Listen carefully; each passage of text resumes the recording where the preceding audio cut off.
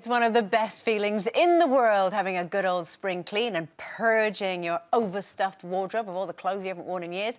But could our relationships benefit from the same treatment? Just using the word purge and relationship, Janet, that just sounds so good. Spring clean your relationship? Yeah. What, you mean get the Hoover out and go over him? Yeah.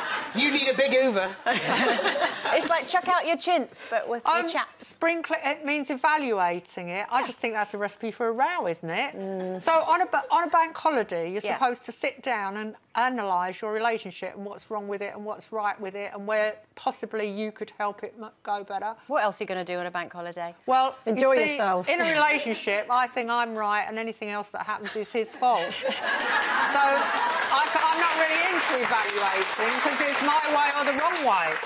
So is this like what they call an annual performance review? That if you're an MOT. An MOT. Yeah, a tick box. But it's like I kind of get that. I always feel a bit that way in January after Christmas. You know, the time of siege, when you've spent a lot of time together and you just literally want to kill each other in the same house. Exactly. But Easter, spring, I always feel a little, when I start to see the daffodils, I start to sort of think, oh, you're all right, really? And then it goes downhill from then on. Yeah, because, like, I think for myself, I mean, obviously working in a relationship, I'm happy in the relationship. Yeah. However, I think that's because I've decluttered me. You know, I have spring cleaned everything. My cupboards, like, got rid of so much, and I think that's springboarded me forward to where I want to be in life, you know. You mean you're evaluating yourself the whole time and chucking out extra bits? Chucking out extra bits as well, because it's making me a tinier person in mind and body completely, and it's helping me move forward for me. Definitely. She looks so confused. Yeah. So you're like a work in progress that's getting better all the time. You're working towards perfection. I arrive already perfect.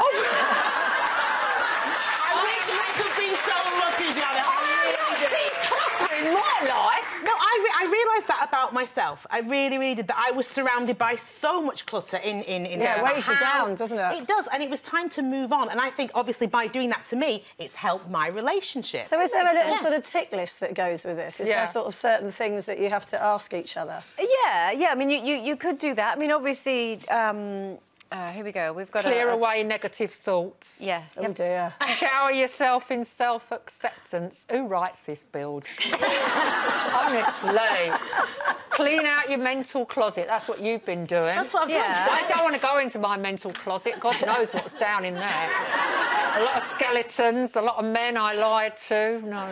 Can't go in for anything. I mean, I get what they're saying, cleaning out your mental closet, as in, you know, let go of stuff. It's, for example, what's the saying? Holding on to anger against someone else is like holding on to a hot rock and hoping they get burnt. It doesn't work if you keep it all in your own head. It makes sense. It makes sense if you think about it. Not right now because I haven't got time. But for example, some of the questions, I found them now, Jane.